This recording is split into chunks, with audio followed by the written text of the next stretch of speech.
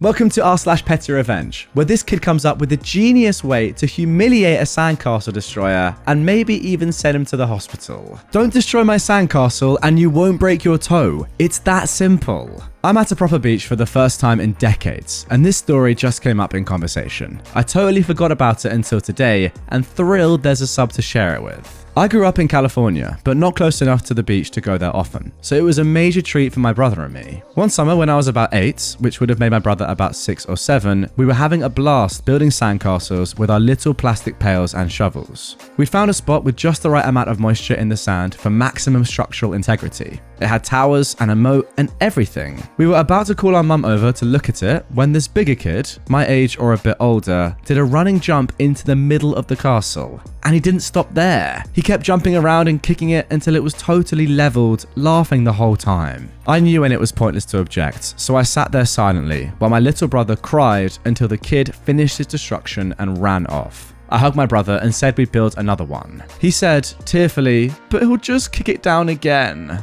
I looked around for a moment and saw a large, flat rock jutting up through the sand, about a foot high in my memory and seemingly sunk very deep. I told him not to worry and immediately got to work coating the rock in a layer of wet sand. I don't know if my brother understood, but we started rebuilding our masterpiece. We didn't get very far before we saw the big kid coming and moved out of his way. He did an elaborate spin kick right into the rock and collapsed instantly with a scream, grabbing his foot. I don't remember him saying anything to us, but he just dragged himself up and limped away crying. My little brother and I repaired the damage to our castle and continued building happily. My memory is hazy after this, but I feel like I saw a woman, who I assumed was the big kid's mother, arguing with my mum. Somehow I knew I wouldn't be in trouble, so I didn't worry about it, and she never even brought it up with us. I got my sense of poetic retribution from her. And there we go, an absolute classic prank there that I've never actually seen put into practice, but it's one of those that you hear about, right? There's only one way to stop sandcastle destroyers, and that's to let them carry on until they hurt themselves. It's genius. The beauty of it as well is that the revenge is instantaneous. As soon as he does something bad, he's hit with bang, a broken toe. Like, you don't get revenge that comes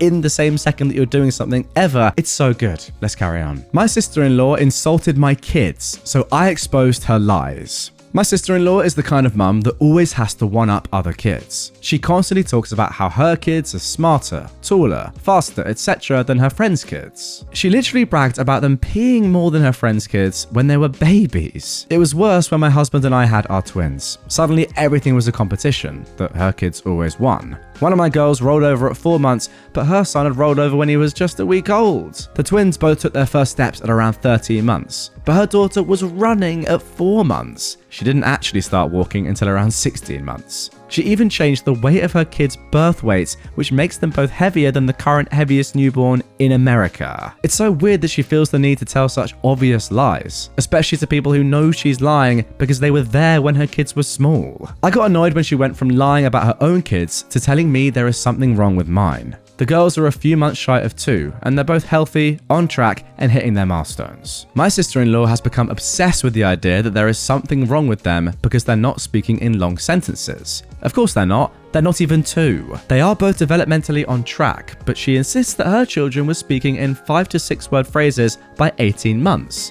Spoiler, they were not. Honestly, her son is almost 7 and I can still barely understand a word the kid says. My husband and I ignored her, but she took it too far when I got a call from her friend who works in early intervention, who was under the impression that I was very concerned about my children. We talked and her friend confirmed that yes, they are on track and no, there's nothing to worry about. I finally lost my patience. Hey, her kids are breaking almost every record there is and that should be celebrated, right? We had dinner with my husband's family on Saturday. The kids were in another room, and I decided it was the perfect time to give her my gift, a booklet I'd printed and laminated called the White Claw Book of World Records. I printed all the supposed milestones of her kids, complete with photos and info of the actual world record holders now that they've been pushed to 2nd place. She flipped through the first couple of pages, went beet red and called me a jerk. Her husband took it from her and got through the first page before laughing hysterically and asking her why the heck she was still lying. Apparently it wasn't the first time they talked about her lying about their kids. She stormed out, but texted me later that night and asked why I'd humiliated her when all she'd ever tried to do was help me get my kids the help they needed. But if that was how I wanted to treat her, then she'd stop. So I guess it's a win for me. Yeah, a definite win for you. I mean, goodness me, I can't even begin to imagine how overbearing this would be dealing with someone like this in your family. Why has everything got to be a competition? I don't even understand. It's these sort of people that are just inherently jealous and don't want anyone else to achieve any other sort of success. It has to be them. If anything, well, it is her that needs the help. Obviously not your children. Why can you not just be happy for someone else's success? Or not even success, just normality, and be like, oh, that's really great. I'm happy to hear that. It doesn't even matter if her kids are behind, in front. Nobody actually cares. Just have a normal conversation. Again, as I do often say in these episodes, the people that I feel for here are the sister-in-law's kids. Because if they're going to grow up having this person as a mother, which I presume they are, unless, child services get involved, then they're going to be thinking to themselves for pretty much their entire youth that everything is a competition, because that's the message that their mum is portraying onto them. So look, as much as I would hope that wouldn't happen, that is likely going to happen. So best of luck to the children. Sad. Want to use my trauma darkroom as a little love nest and try to get me busted? Hope you like the lines at the unemployment office. I'm actually kind of floored that I had forgotten this, but the memory got jogged in another sub and I knew that you guys would appreciate it. I worked in emergency radiology in the early noughties. The overwhelming majority of our film developing back then was done using daylight processors. This was pre-digital radiography. But the occasion would still arise every now and again where you'd need to hit a darkroom to develop your radiograph. The darkrooms were fairly cramped, loud, nearly made you dizzy with the chemical odour, were hot and muggy, and almost entirely dark except for a blazing red safe light in the corner, just so we could see what the heck we were actually doing. Our countertops were kept clean, but the majority of the room was usually pretty busted, especially the ER darkroom. Entirely too many dang times, I'd rotate around the little revolving door from the trauma hall to that particular darkroom and be mere inches away from hospital staff, half naked, and going at it. I should also add that revolving darkroom doors do not lock at all. I was almost always carrying a highly time-sensitive film anytime I did hit a darkroom, so any offending pervs were guaranteed a masterclass in profanity while they hastily threw themselves together and ran like heck. Hospital staff doing stupid sexual stuff with each other is more common than you'd think, so I just get annoyed for a minute or two and dive back into my work. No time for love, Dr. Jones. Now, I had a repeat offender who was actually an ER nurse. She had the brass balls to eventually try and go to my supervisor post-coitus interruptus, this was time number 3, and get me reamed out because I, quote, purposefully interrupted a private conversation. My supervisor laughed her silly butt right out of the office, as dear nurse C-word had no reason nor authorization to be in the darkroom, period. But I was gunning for that tramp from that point on. It took almost a year to nail her, but boy, did I ever. I happened upon the bottomless vagina one last time in my mother frickin' darkroom. I quickly grabbed her scrub pants, which were right between the revolving door entrance and her nasty bare butt on my goddamn countertop, and whipped right back out the revolving door again. Presented the now neatly folded scrub pants to the ER nursing supervisor moments later, making sure the badge pull on the champ's waistband was turned over to showcase the hussy's smiling face and name. I pointed the supervisor down the hallway to trauma and told them that Nurse Naughty Bits was in the darkroom and requesting the soup bring her these pants. The nursing supervisor briefly looked at me like I'd grown another head, but she turned on her heel and hightailed it down the hall to the darkroom. I never saw the skank RN again after that night. The married respiratory therapist she was banging that particular time didn't have his employment helped whatsoever from the fiasco either. I wish I would have had time to stay and watch the fireworks. It was apparently rather brutal and quite the scandal for a while. But I was already hauling butt to the main department darkroom to get my film developed, while Nurse Trollope got hers in front of the entire ER on a busy weekend. I also never saw a bare butt in my darkroom again, until I transferred hospitals. Wow, what a post is all I can say to that one. I also love how this woman's name changed every 2 seconds. Brilliant.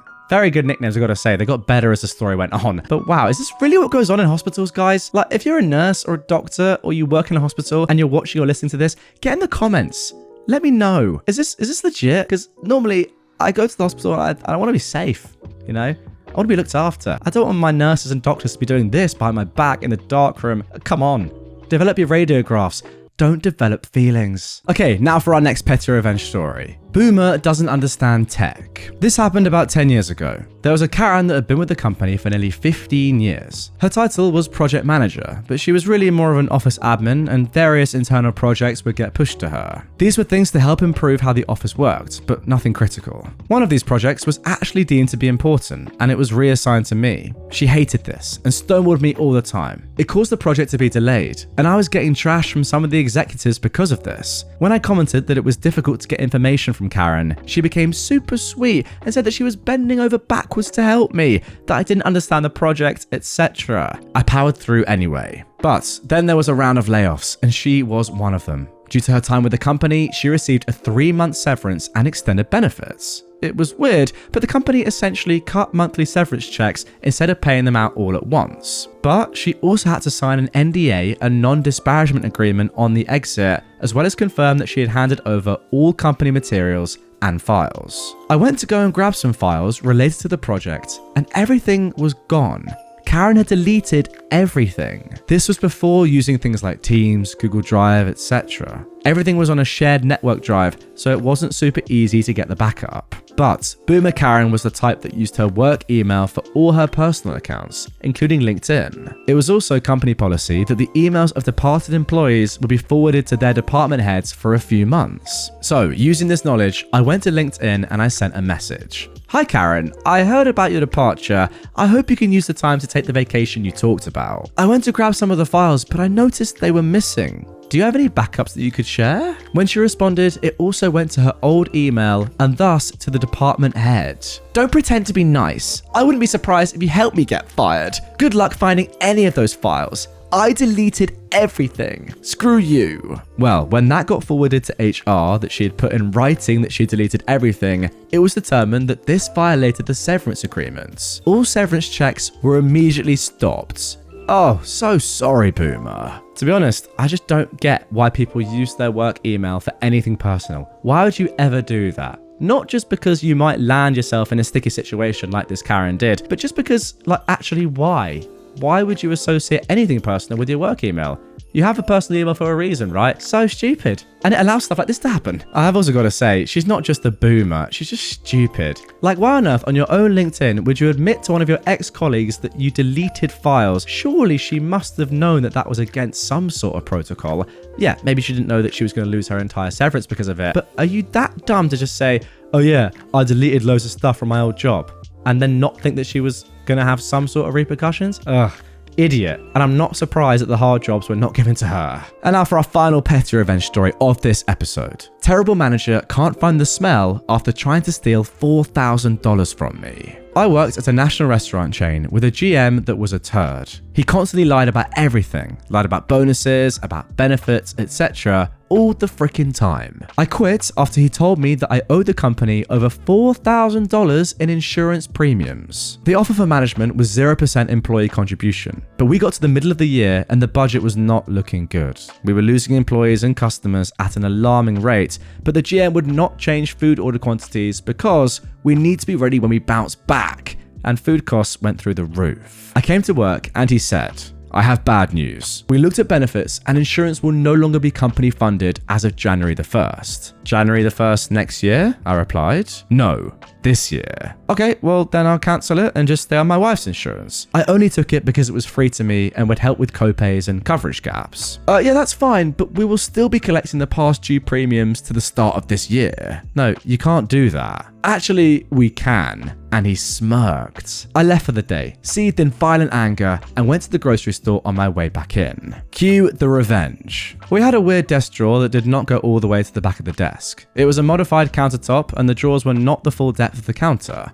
One drawer had a file cabinet under it. I bought a can of sardines in mustard sauce, took off the lid and sneaked it onto the file cabinet behind the drawer. Then I handed him my keys and I quit on the spot, with a warning that if he tried to garnish my last paycheck, it would mean trouble for your butts. Beware. This was 2002. Last week, I was at a bar and the manager was a former co-worker from that trash-hole restaurant. She said that after several days, the smell was so bad that the managers had to start doing their work at a booth because no one could stand to be in there. Ultimately, they decided a rat had died in the wall and brought in remediation experts to start tearing open the walls. After just a few minutes, they came out with the nastiest, oldest, grossest wad of biomass and said, "Here's your problem." The file cabinet had to be replaced as it was wooden and the stink juice had soaked into it. She asked if I remembered that smell that started just before I quit, but I had no memory of it. Overall, screw that guy. So you're telling me that over 20 years later, your PettyRevenge is still in the memories of people that worked at this institution and still do work at this institution. That is phenomenal, and it's all the validation and justification that you could have ever dream for. Fair play to you, sir. I really do mean that. That is sensational. Imagine leaving your mark on a company like that. Doing one little thing, yeah, it's pretty crazy, but one little thing that took you, I don't know, maybe a few minutes, and 20 years later, people are still talking about it. Nuts from you. I love it. Anyway, guys, that is going to do it for this episode of r/PettyRevenge. Really hope you enjoyed it. 5 naughty little stories in there, I've got to say. If you want more PettyRevenge right away, I've left another episode up on screen. It's also linked in the top line of the description if you are not on YouTube. If you're new to the channel and you're new to my content, subscribe, hit the follow button, and hit every single button you see on your screen right now, multiple times. Just like smash them all. All right, see you tomorrow with a brand new one.